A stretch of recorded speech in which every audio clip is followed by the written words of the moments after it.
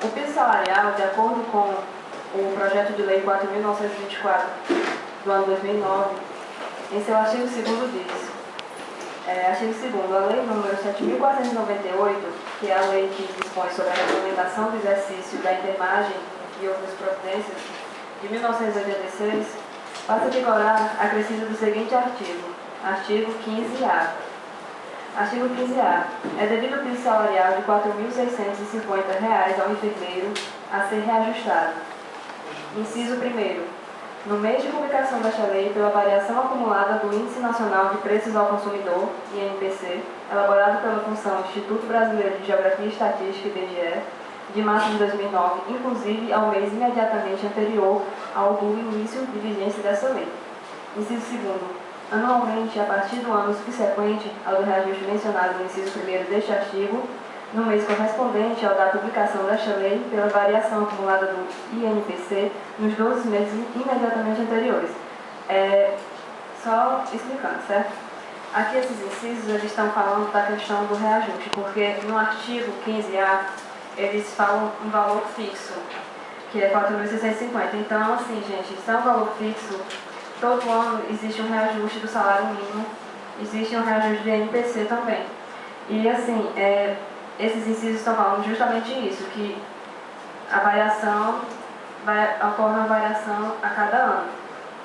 Então, o piso de R$ 4.650 é uma base de cálculo. Parágrafo único. O piso salarial dos profissionais de que tratam os artigos 7º, 8º e 9º desta lei é fixado com base no piso estabelecido no caput deste artigo para o enfermeiro na razão de 50% deste piso para o técnico de enfermagem, inciso 2º, 40% para o auxiliar de enfermagem e para a parteira. Então, a seguinte pergunta elaborada é a seguinte: qual a opinião da entidade em relação a estes valores? Seria um salário realmente digno? Eu quero começar perguntando primeiro para o Corém, e em seguida a gente dá a palavra para a representante da ABEM.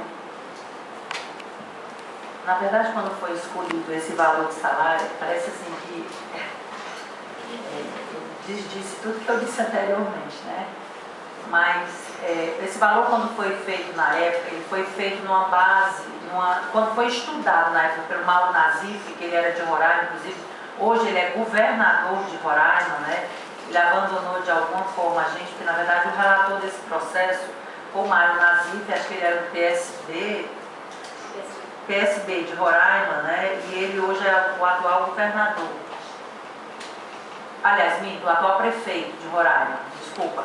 E aí ele brigava sempre muito pela enfermagem dentro do centro da Câmara Federal, né? Mas ele se afastou exatamente para ser prefeito.